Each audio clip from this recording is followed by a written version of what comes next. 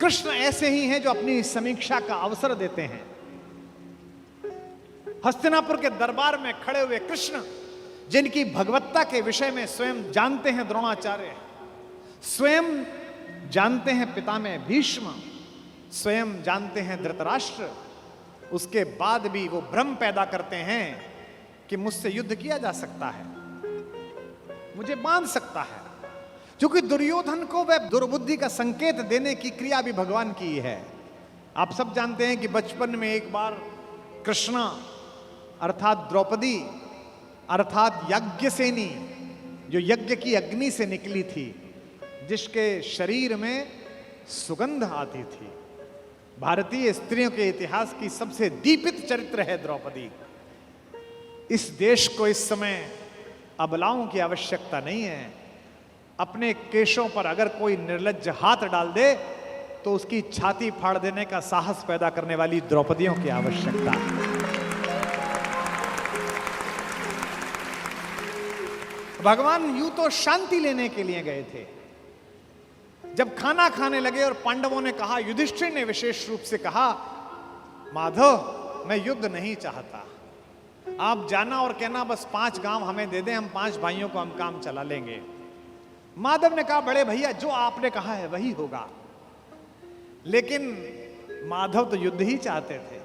माधव चाहते थे कि एक बार निरंकुश शासकों के छोटे छोटे राज्य विगलित हों और एक अखंड विश्व में अखंड भारत का निर्माण हो, भारत की एक अखंड श्रृंखला का निर्माण हो। शांति ऐसे नहीं आती। शांति नहीं तब तक जब तक सुखभाग न नर का सम हो, नहीं किसी को बहुत अधिक हो, नहीं किसी को कम हो। ये कहा अर्जुन ने, लेकिन युधिष्ठिर ने नहीं मानी, बड़े भैया ने नहीं मानी। ये जो बड़े भैया लोग होते हैं बड़े शांतिपूर्ण होते हैं। शांति शांति शांति। हर घर में कुछ युधिष्ठिरों की आवश्यकता भी है, लेकिन हर घर में ऐसे लोगों की आवश्यकता है कि अगर कोई निर्लज्ज कुलवधू के आंचल पर हाथ डालने की कोशिश करे तो वो बिना बड़े भैया से पूछे अपना गांडीव उठा ले और अपनी गदा उठा ले। ऐसे लोगों की आवश्यकता है। और समय पर ये गांडीव और गदा नहीं उठे तो मान लेना कि समाज में महाभारत प्रतीक्षा कर रहा है। पृथ्वी लाशों से पटेगी, कोई नहीं रोक सकता। शांति लेने के लिए गए।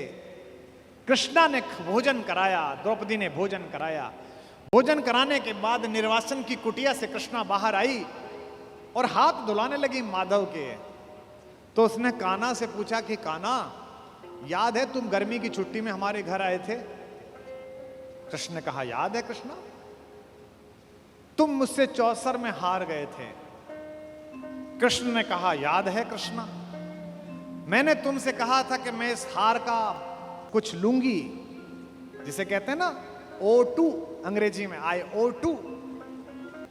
तो द्रौपदी ने कहा, कृष्णा ने कहा, You owe to me, तुम्हारा मुझ पर उधार है।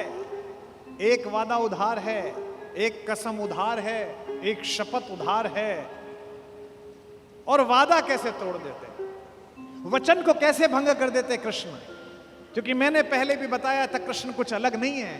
कृष्ण भी तो उसी खानदान का कंटिन्यूएशन है जो ये कहता है कि रघुकुल रीति सदा चली आई, प्राण जाई पर वचन न जाई। भी तो वही है, बस सूर्य से चंद्र में आए हैं, इतना ही तो हुआ है।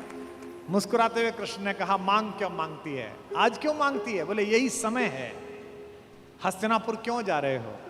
कृष्ण ने कहा, अरे अंदर बात नहीं सुनी, बड़े भैया कह रहे थे शांति लेने जा रहा हूं, जाओ शांति लेके आओ। द्रौपदी ने कहा, तुम्हें उस हारी हुई बाजी की शपथ देती हूं, युद्ध लेकर लौटना। यह तो कृष्ण को पता ही था कि युद्ध मिलेगा, लेकिन शठ को, मूढ़ को, दुष्ट को अंतिम समय तक समझाना आवश्यक है, ताकि विश्व भर को, समाज को संदेश जा सके कि यह तो पिटने का ही अधिकारी था।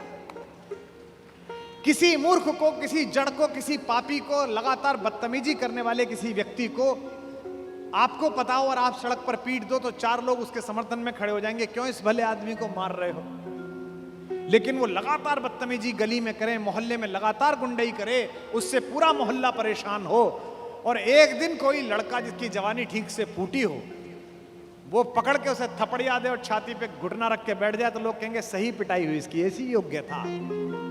दुर्योधन पिटना है, दुर्योधन की मृत्यु तय है, ये तो तय है। लेकिन कृष्ण जगत को भी बताना चाहते थे।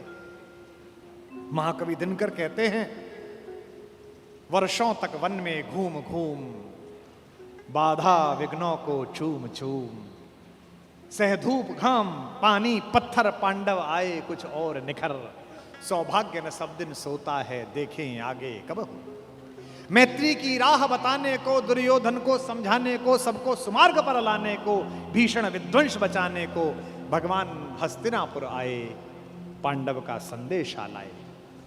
दो न्याय अगर तो आधा दो, दो न्याय अगर तो आधा दो, पर इसमें भी यदि बाधा हो तो दे दो केवल 5 गांव, रखो अपनी धरती तमाम, हम वही खुशी से खाएंगे, परिजन पर आसी न उठाएंगे। दुर्योधन वह भी दे न सका, आशीष समाज की ले न सका, उल्टे हरि को बांधने चला, जो था असाध्य साधने चला। जब नाश मनुज पर छाता है, पहले विवेक मर जाता है।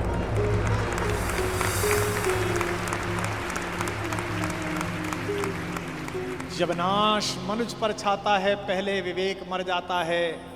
हरि ने भीषण हुंकार किया, अपना स्वरूप विस्तार किया, डगमग डगमग दिग्गज बोले, भगवान कुपित होकर बोले, जंजीर बढ़ाकर साध मुझे, हाँ हाँ दुर्योधन बांध मुझे।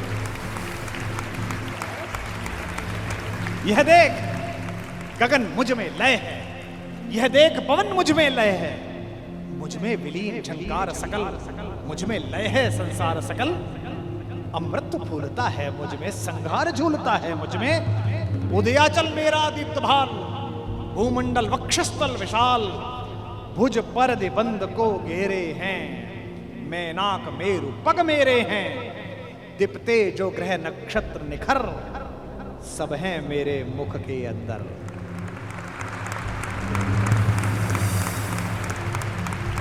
दृग हो तो दृश्य कांड देख, मुझ में सारा ब्रह्मांड, मुझ में सारा ब्रह्मांड देख, चर अचर जीव जर अक्षर अक्षर, नश्वर मनुष्य सुरजात अमर, शतकोटि सूर्य शतकोटि चंद्र, शतकोटि सरत सरक्षिद्र मंद्र, शतकोटि विष्णु ब्रह्मा महेश, शतकोटि विष्णु जलपति धनेश, शतकोटि रुद्र शतकोटि काल, शतकोट दंडधर लोकपाल, जंजीर बढ़ाकर साध मुझे, हाँ हाँ दुर्योधन बांध मुझे।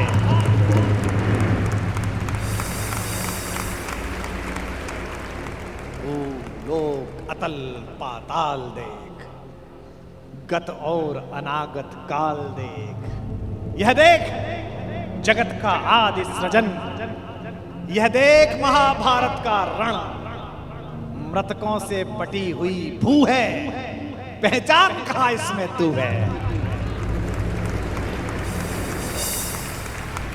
अंबर में कुंतल चाल देख, पद के नीचे पाताल देख, मुट्ठी में तीनों काल देख, मेरा स्वरूप विकराल देख। सब जन्म मुझी से पाते हैं, सब लौट मुझी में आते हैं। जिह्वा से कड़ती ज्वाल देख, सांसों से पाता जन्म पवन, पड़ जाती मेरी दृष्टि जिधर, हंसने लगती है सृष्टि उधर।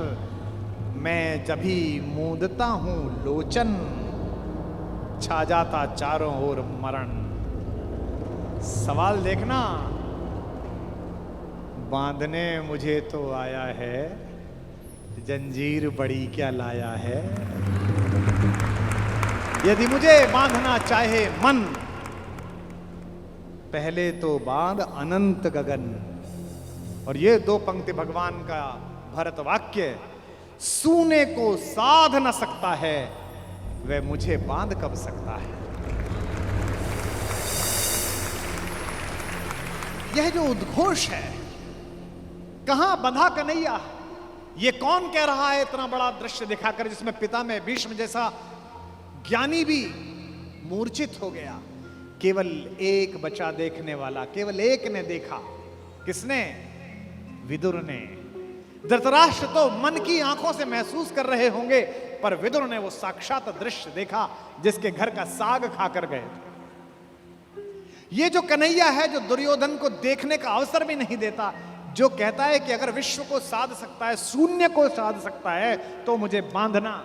यही कन्हैया यशोदा के आंगन में यमलार्जुन के बीच में रस्सी से बंधा हुआ एक पहर तक रोता रहता है, मैया अब खाली कर दे, अब छोड़ दे, अब नहीं चुराऊंगा, बड़ा हो तो ऐसा और छोटा हो तो ऐसा, इसी का नाम कन्हैया है।